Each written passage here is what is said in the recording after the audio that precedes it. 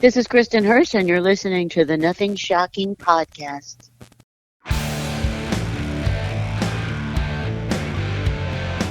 Want to know what's going on in the world of music? Then tune in to the Nothing Shocking podcast, a non-genre based, all-ages friendly rock and roll program. Join us weekly for interviews with all your favorite rock stars from the mainstream to the underground. You can find us at nothingshocking.libsyn.com or anywhere you download podcasts.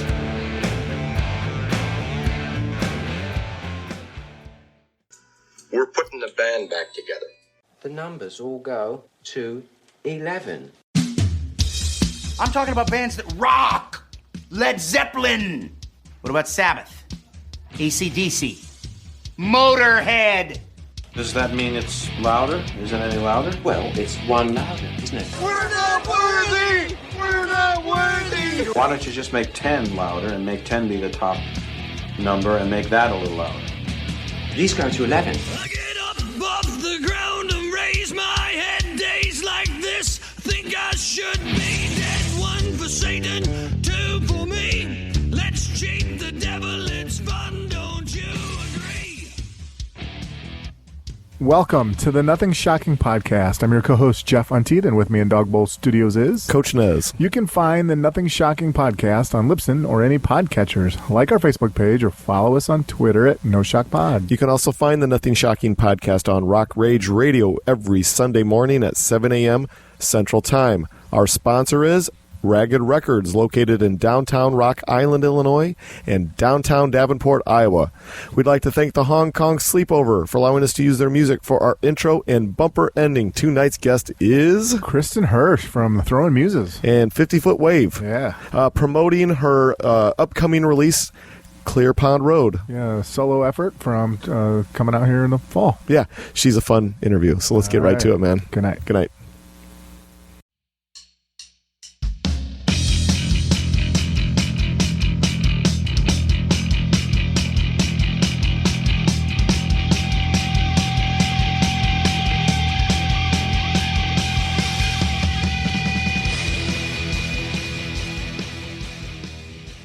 Kristin, welcome to the Nothing Shocking podcast. I'd like to introduce you, my co-host, Jeff Untied. Kristin, thanks for joining us tonight. I'm so happy to be here. Yeah, we're excited to have you. Thanks for the correspondence.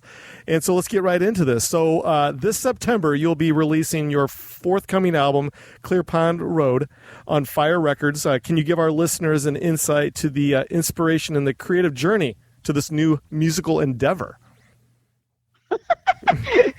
My creative journey. Yeah. I stepped foot into the studio for each recording session knowing exactly where I want every mic to be placed, what each overdub is going to demand texturally, and what sonic treatment I have to like paint this beautiful picture of the pencil sketches in my head. I know every reverb I'm going to use. Like I know where the kick drum is going to sit in the room. And I'm always completely wrong. like, have you ever heard a record before wrong? And I love that because I wouldn't know I was wrong if I was a jerk. But I've learned that you have to listen to the songs. They know what they want. Like kids, I can't tell my kids what to say. I wouldn't tell them what to wear, or, it's my job to pour the cereal and keep the songs wearing sweaters before they go outside, essentially. So the each journey it's truly thrilling to me, as lame as that sounds, because I don't know what's coming. And it might sound subtle, like a sonic vocabulary. It just sounds like a vagary, but to me, it's a roller coaster. I'm utterly fascinated by every move the songs make, melodically and sonically. And if I'm not following them, I'm not fascinated. Then I'm just controlling it, and I bore myself. It's certainly going to bore other people. Absolutely. Jeff, you got the next one? Well, yeah, your first single that you released, Miss Haha. Can you tell us a little bit about that song? That's the second single. The first one was called Dandelion. And now people are just making up a recording industry, right? Like it just doesn't exist anymore. There's no such thing as a record cycle. A single is what? You just say, hey, listen to this song. And so the first one was really sort of quiet and sad and moody and spacious. And the second one, Ms. Ha Ha, was the big fat video with my face and body actually in it, which I tend to avoid at all costs. And this time, Fire Records called and said, how about we work the video so that you are actually in it with your face and your stupid body. You show off this time. Like, all right. But that one is a nice funky song. I like funkiness. I like anything that an engineer doesn't like in a take or in a production technique. I like. My engineer finally said, "Oh, I get it, Chris. You don't like good sounds." It's like, I like the sounds that are right for the song, but I don't like. As a rule, the only thing I can't deal with is tasty in a performance or a track or a song. I just can't handle tasty, which would be like a snappy drum beat or anything glossy, like a really lame reverb or beer commercial distortion on a guitar. And so I'm forever moving kick beats around and trying to make cymbals sound crappier and putting tape on my guitar strings and foam under them to make it sound like a crappier guitar. and obviously this drives engineers nuts, but Ms. Ha Ha is a perfect example of what happens when you don't let anything tasty go down. So it's possible that it's not for anybody but me, but it's a very sweet song. It's a Truman Capote ripoff and still a love song. I thought it was fun, the F word that we're not supposed to engage in. Exactly. Because we're not shallow. But fun is real. Fun has just been co-opted by shallow. Fun is depth over breadth, like any substance. And I think Miss Ha Ha has it. I'm proud of that song. Well, my favorite track is "Thank You, Corner Blight." That cello intro is kind of chilling, dark, and it's kind of sentimental to me because my daughter was a cello player, and Darren's son is a cello player. Yeah. So, fantastic song. Yeah, can you talk a little bit more about that track? Yeah. We, my boyfriend and I spent the pandemic in New Orleans. Yeah. Which we didn't know that we were doing that at the time, but right. I was on tour until Valentine's Day. I played Chicago on Valentine's Day, and then I don't know, when did we shut down? Like a week later or something like that. And we had just flown to New Orleans and that was it. We were like patients 0 and 1. Nobody knew what was wrong with us. We had COVID before it was cool. And we found this beautiful shotgun that was, the rent was really great because there was this horrifying apartment building on the corner, but it's horrifying in a really sweet way, like the urban hee-haw or something. It's like, New Orleans is southern but urban. And it was just insanity. It's just, there were hay bales. It's just like a million feral cats and tires, and cars were always just parked up on the sidewalk. Things would catch fire and just burn for a weekend, and it was just craziness. And we called it corner blight. And so every time, and we felt so lucky to be there. And every time we turned a corner on our bikes to come back to our beautiful shotgun for the whole pandemic, we go, thank you, corner blight, because we get to live here, because y'all are so awful.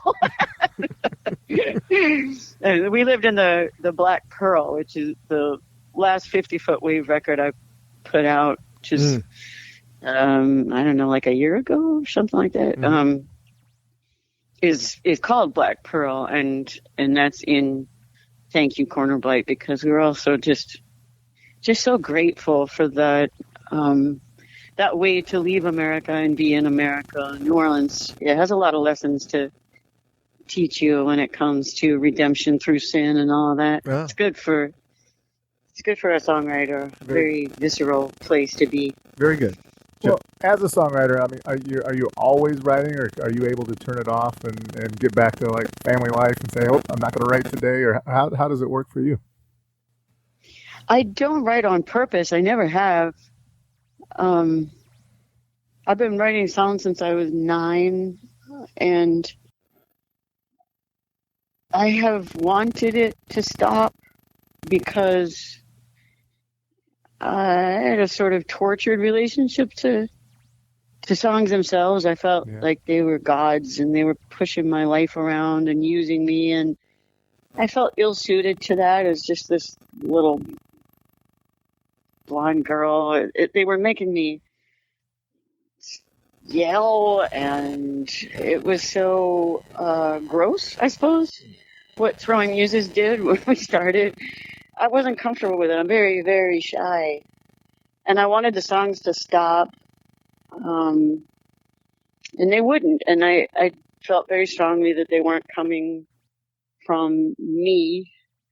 But now I realize that it's a way of seeing. The orientation of songwriter is not something I feel one can adopt. I think some of us are just born with this orientation, and any human, I feel this very strongly, any human could write a beautiful song, but they need to be almost literally unself-conscious. You can't have a self at play if the song is to speak. So it isn't exactly self-expression, even though it's autobiographical, because if you don't live these sense memories, you can't play them back to people. But it's like being pregnant for your whole life, and it kills people, obviously. We die off. It's hard to only see this way, to only have this be your fish's water. I think it's better to be a composer. And I know a lot of my musician friends who do write songs because that's how you have to function in the business. They're actually composers. They're not songwriters. Most of my songwriter friends are dead, actually. It's just too difficult to be pregnant for your whole life. But if you can tell the truth and you speak melody, then you're perfectly capable of writing a great song. And they're the ones pushing the industry forward. Us songwriters are just too lost in our own worlds and too fragile to be even the bird turning the flock or the fish turning the school. We're too fragile. Understandable. I guess on the end of things, as you as the solo artist, obviously take away Throwing Muses, but how do you compare your songwriting in the now opposed to your songwriting at the beginnings of your solo career? I guess maybe example the Hips and Makers album or the Strange Angels album. How do you compare it now to back then? That's a very good question. I didn't want a solo career. I just wanted to get off of Warner Brothers. I couldn't bear this impression of female musicians as just this weird cartoon of sexist product. They just wanted idiots to be playing dress up and flirting essentially with money, the impression of money. And I would say, like, I'm not going to come on to a camera lens. I'm actually a musician. And why do you want me to do this? And they'd say, 'cause boys. I was like, what boys? Like, have you heard what I play? And they'd say, yeah, that's the other problem. We want product. We don't want songs. And I was like, yeah, I know that. We all got that memo in triplicate. But you're not going to get it from me. Don't sign me. And they say, well, you know how many women are lined up behind you wanting to objectify themselves? And I'm like, yeah, sign them. Let me go. And they said, no, we're not going to do that. We're going to sign them, yeah, but we're going to bury you. You are destroyed. You're never going to work again. We're not going to send your records to record stores. We only want, the whole game. And I was like, this is not okay. It's damaging. You're hurting people when you do this. I'm not going to be part of the problem. And so I sort of sat there with them that way. And these are not bad people. They just represent a bad thing. Right. They were just employees of a machine that was, hellborn.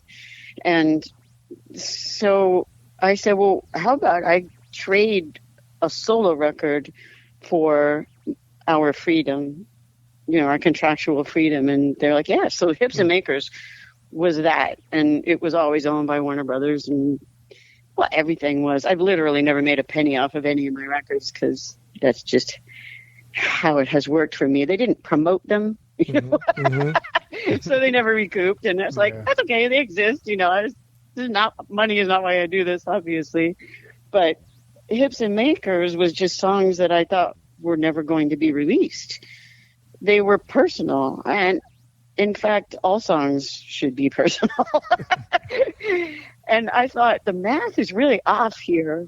There's this band nobody cares about, Throwing Muses, and they're going to take 1/3 of it and expect people to care? They're going to care way less. Like, good riddance. You can have this stupid solo record, and it's outsold all Throwing Muses records. But what I learned was that people can hear the pencil sketch of a song. It doesn't need to be the bright, loud colors of a painting that a rock band is. They still hear the bones. And I was really touched by that and honored. It was difficult for a shy person to learn to play solo. I had to walk out on these big stages. And they put, because I don't know why they do this to you if you're female, but there's this stool that you have to sit on when you play. It's like the girl stool or something.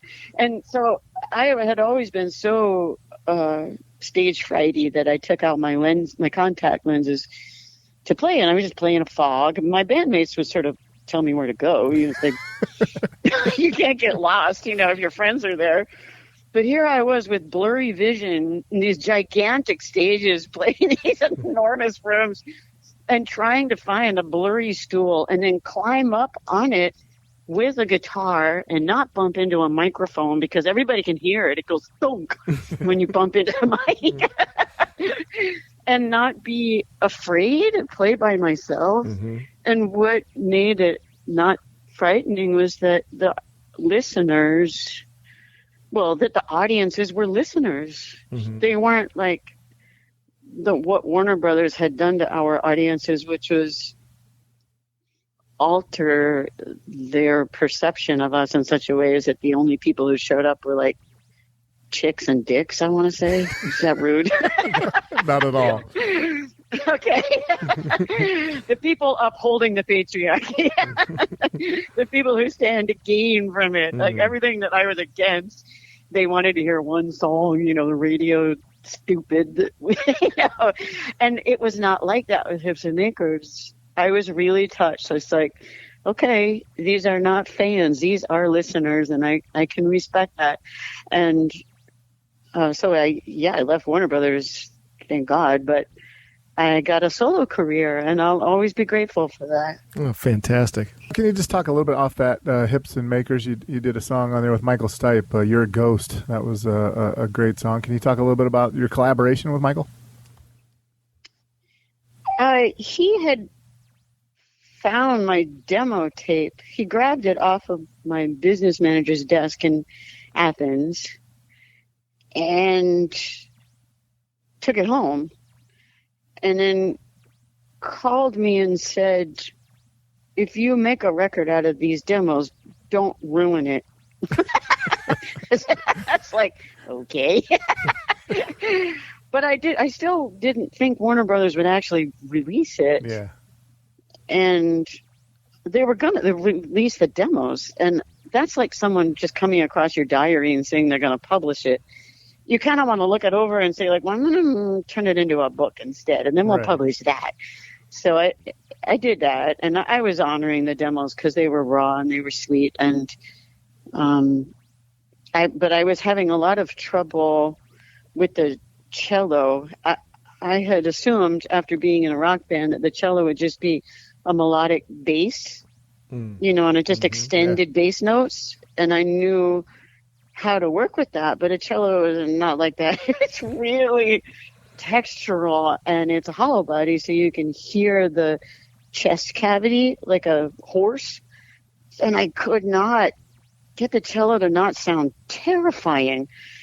And I didn't know if I should shift the key, but I was trying to get the cellist to play a low D, and it just sounded like a horror movie. And Michael called to make sure that I wasn't ruining the record while I'm in the studio, and I wasn't listening to what he was saying. I'm like, yeah, you don't know what you're talking about, but go ahead, say whatever you're going to say.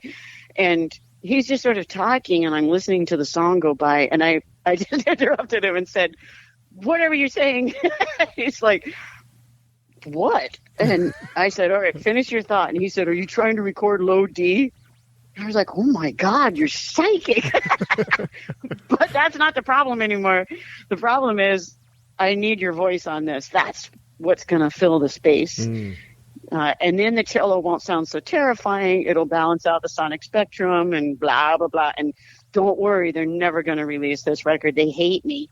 And even if they did release it, it's not going to go anywhere. And there's certainly never going to be a single, and even if there was, it would never be this song because there aren't drums on it. And of course, he sang on it, and it's the single, and it outsold everything. And poor man had to do a video with me. I felt so bad. But he is, the last rock star. He's such a sweetheart. Absolutely. Well, bring this back to Clear Pond Road. As far as support of it, will you be doing any live shows or any touring or anything like that in the near future? Yeah, this fall I'm in the UK, Ireland, Australia, and New Zealand, and then in the spring, Europe and the US. It takes, records hit quick in the UK. It can be trendy over there, meaning they're gone after they really fast. And America's 50 countries. So you can enjoy a slow build here, and so I don't mind being patient. But it's my country, and I love touring here. It's an amazing, gutsy place, and it sounds far away to wait till the spring because I'm excited about this record, but it'll happen. Oh, for sure. I really enjoyed Black Pearl 22 album we talked about. From 50, thank you. 50 Foot Wave. Can you talk a little bit more about that? I actually wasn't aware of that band, so can you tell me a little bit more about the formation of how that came about? Yeah, I had kept throwing Muses going all these years, and that can be difficult for people who think music is the music business to understand.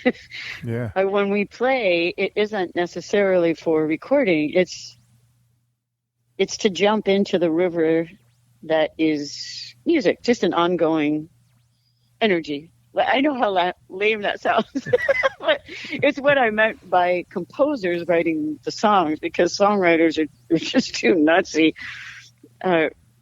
Songwriters are predisposed to invite the body of a song into their lives, and you give it a sound body after that. But a composer knows that the river's just flowing by all the time.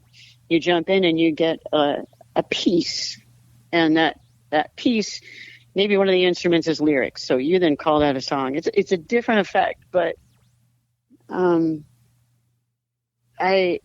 I had wanted to continue this impression of music as the river going by so I could get closer to the orientation of someone who isn't first and foremost pregnant with another damn song that's driving them crazy. I want it to be more like these composer friends of mine who are just chill about it. And they'll go through like their own Picasso's blue period with it. It's just very accepting of the river music. And so I keep my bands working throughout, and we play, and you just look into what music is doing today. And what we record is not that necessarily. Recording will happen, but then you don't even release that necessarily because music is ongoing. Yeah. It is very difficult to describe this process to someone like a music journalist who thinks that you start with, what do they want? Now sell it to them. It's like, we don't come from that place. So 50-Foot Wave was a response to this problem of the industry trying to run music. And we were completely outside of it. We were totally DIY. We're never going to sign a record deal. We're never going to be played on the radio, or barely released any product. We just sold stuff on the road that we recorded.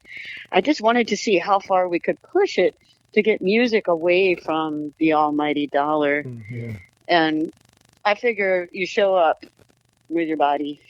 It's touring. You got to just be on the road. So we lived on the road on a bus together, and I had all my kids and my dogs, and we had a bunch of goldfish in a pickle jar in the sink on the bus.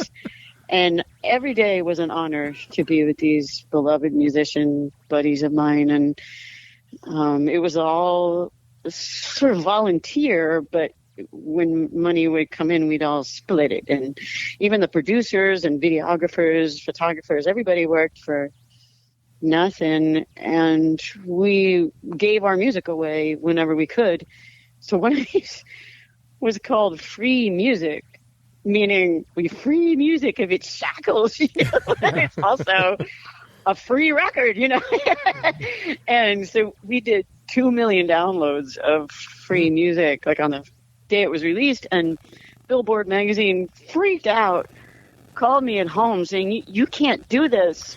You have you can't be outside the business. You have to give us the music. You need catalog numbers, like blah, blah, blah, and all this. And I'm thinking, how did you get this number? It's like, who are you people?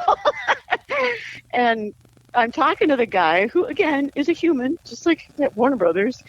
And I'm saying, well, we didn't drop it out of a helicopter onto people, but we also didn't charge. And he's like, oh, then it's no problem. We're not interested. It's like, I knew it. You guys don't measure anything but money. He's like, duh. So that's what 50-Foot Wave was. It's just like, and continues to be. We were waiting for the paradigm to shift in the industry, to go back to grassroots and, come away from top down. And this is grassroots as they get. And then the paradigm did shift. And there are labels like Fire, who mean that we no longer have to earmark funds from our listener supporters for promotion, production, distribution. Fire covers that. So all of the listener support can go toward recording budgets, which are steep. You know, it's like making a movie, making a record. And that's how 50-Foot Wave came about. But mostly it's because I had these songs that wanted to be freaking noisy. Yeah. And they haven't stopped. When those songs stop, I guess 50-Foot Wave could stop. But I just love noise. Well, in 2020, Throwing Muses released Sun Racket. It was the band's 11th studio album, released right at the height of the pandemic. How did the band's creative dynamic work after all these years later, recording your 11th album? I don't think we've ever changed. Narciso, my drummer, and I have been best friends since we were like 9. So Nice. we don't even really have to talk. We only talk for fun, like to crack each other up. But we already share information like twins. And when the song comes through the speakers, it's just very clear that what's happening is what's happening. No discussion is really necessary except when it comes to how to solve problems or have ideas. And my bass player is also on 50-Foot Wave, Bernard George. So we're incredibly close personally and musically. And I rely on these people personally and professionally. Absolutely. And I would never question their sensibilities. Well, you're also an accomplished writer. You have several books available. You most recently Sing Sideways, a memoir of music and motherhood. Can you give us a little insight into the creation behind that book? Yeah, that was commissioned. I did my first book for Penguin, and it was great. It was a nice experience, but I felt like I should stick by my anti-corporate thing and go to an academic input. And UT, University of Texas, had asked me to write about Vic Chestnut. And I said no. And then they asked again, and I said no. And I went on for a while. And then I'm really kind of doormat nice. So eventually I just said, yeah, sure, meaning no. But I thought they wanted an article. And 6 months go by, and I just realized, okay, that went away. That's good. And they called and said, well, how's it going? And I said, well, oh, so you meant really? Right. Well, how many words did you want? And they told me, and I said, that's a really long article. And they said, yeah, you told us you'd write a book. Could you do that now? And I really enjoyed it. I didn't want to face going to something as hard as Vic's death. Yeah. I didn't realize the book wouldn't be about his death. It'd be about his life. So it was really fun. And the only sad part is at the end, he chose his death, and there can be sadder maybe, but in this case, it felt like honoring something. And I just loved the experience. And so when it was over, they said, we want another book right away, and we want you to write about raising your children on the road. And if we time it right, your youngest son will just be leaving home when the book comes out. I said, that is so mean. How can you do that to me? And they're like, yeah, you can do it. And so I took on 30 years of my life in memoir form. And if you're allowed to cut out all the boring bits of your life, it makes your life sound insane. So this book is insane, and I don't really know what else to say about it. My life is a little more exciting than I would have wanted it to be, but this is edited in such a way as to be sort of breathless.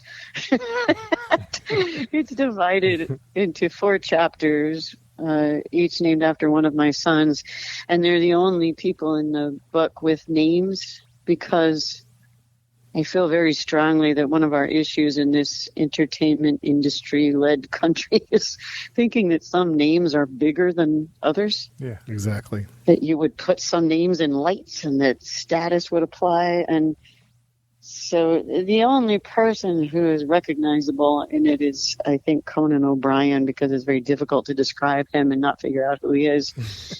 And he's obviously had his own TV show in the book. But other than that, there are no names. And his name isn't even there. But I just did a literary event. And I'm used to people being very into the first book. It was called Rat Girl because it was Penguin, so it was promoted, and in a big way. And then the Vic book was in a music series, and it's got Vic, who had a big name, and this one, I figure, is so difficult, and it's so prose poetic, almost like reading lyrics, because I don't see how you could have an impression of life without reflecting it impressionistically. So it's an impressionistic style of writing. Anyway, the woman who interviewed me said, I've read all of your books, and this is your masterpiece. And I would agree. I think Seeing Sideways is probably my masterpiece. And I think that's proof that no one is going to like it. Which is fine. It's probably for my kids, and they'll probably read it after I die. Well, I wanted to bring this back to you as the musical artist. Kristin Hersh, the solo artist, opposed to Kristin Hersh, the musician in Throwing Muses, opposed to Kristin Hersh, the musician in 50-Foot Wave. What's the difference between the three? The guitar I reach for when I start to play a song for the first time is the only difference. I haven't come up with a persona, which as a shy person would have really come in handy, but I'm dreadfully honest, and I don't talk that much. It isn't like self-expression. It's just this inability to control my face. I just don't know how to lie. I didn't learn, and so I never learned that playing dress-up thing that you're supposed to do on stage. And I don't mean literally clothes. I mean the fakery of it, the pageantry or the vanity. I never learned that stuff, and I got too bored by looking at it to be interested in it at all. So my drummers tell me the guitar system is flawed because they get jealous of each other's songs. So it's like, no, that one was for Rob. And Dave's like, no, that one's for me. And Rob will say the same thing. But I feel like that's when the song asserts itself for the first time. And it's an important assertion. Throwing Muses songs are written on my Telly or my Strat 50-foot on my Les Paul or my SGs, and solo on my Collings acoustics. So I stand by it, but I let my drummers fight because it makes me feel like a pretty girl when they fight over me. Very good, very good. Well, I got one more question for you because we're running out of our allotted time. So I asked this question to all of our guests, and you're not excluded, so you're going to get it too. So the question is the mystery of rock and roll, the dawning of the internet and all the different social medias out there. We've lost the mystery and mystique of rock and roll in other music genres as well, but it's gone. For you, the artist, and for you as also the fan of music, what is your preference? This new age of accessibility with artists? Because if we didn't have the internet, we wouldn't be doing this with you right now. Or do you miss that mystery that Zeppelin and the Doors and Kiss and all those other bands once had? I don't think the rock star should ever have been. And there are exceptions when it comes to musicality, like a Prince, but for the most part, even if someone is musical, sometimes what has been promoted by the industry is generally them in moments of shallow, moments of vanity. And I think that's awfully dangerous when music is my religion. They are saying the only God is televangelism when they do that. And it's like falling in love and losing your virginity and having everybody say, oh, yeah, so you get love on the material plane, so you're going to go pro? You're a prostitute now? And I find that beyond damaging, and it's so scary. that I do like the splintering of the industry. I like watering down the parasocial, narcissist, sycophant relationship and having everybody have their own, look, I'm a product now, sell. So they can see what it's made of. It has always been made of a very manipulative cruelty. And this is what I refused to participate in. And this is why they said, well, you're buried now. And I said, well, I've been to music. I live in music. Have you not ever been there?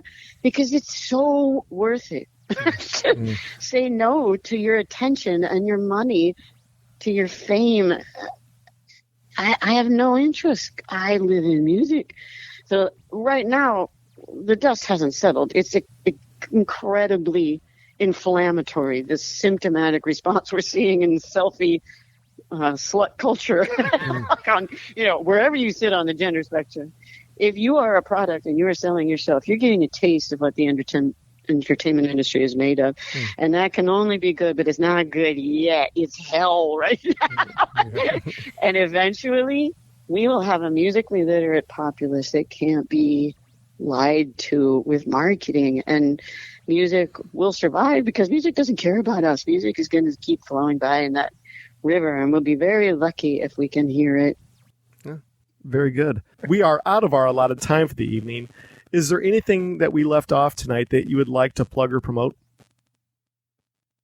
No, we didn't talk about snakes, though. I thought we were gonna. We only have so much time here, so. But snakes is going to have to. Next time, we'll do the reptile version. There you go. All right, so this is how things are going to work out. We're about 3 weeks behind on our episodes, 3 to 3.5 weeks. Once yours is ready to go, Jeff, the editing wizard over here, will get it all cleaned up, and we'll send it to you immediately, and please share it wherever you possibly can. Oh, you guys are awesome. It was nice meeting y'all. Well, thank you so much. I want to thank you for coming on. Yeah. So you guys are great. Keep doing what you're doing. I know it's not easy in this world. It's not, but hey, thank you so much. And I got to know, and I gotta ask you, was this the best interview you've ever had? Best interview I've ever had by far. And I can understand your accents, which major points for that. I've been doing European interviews all week going, what? Could you type that and hold it up? Well, fantastic. So thank you for caring at all. You guys are wonderful. Yeah. I'll be in touch with you about 3 weeks. Sound good? All right, great. Take care, y'all. Take care. Good night. Have a good night. Bye-bye. Bye-bye.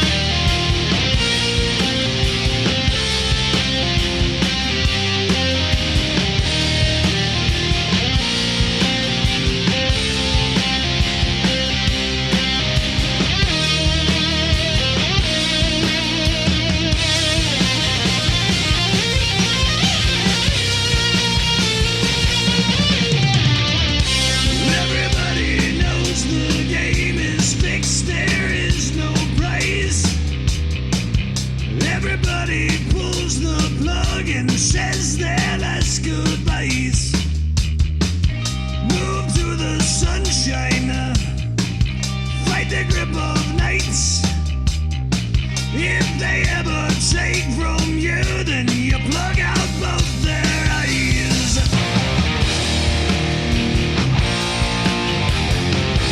They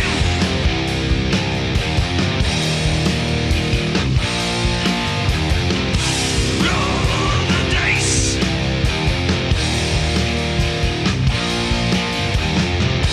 Take your chances.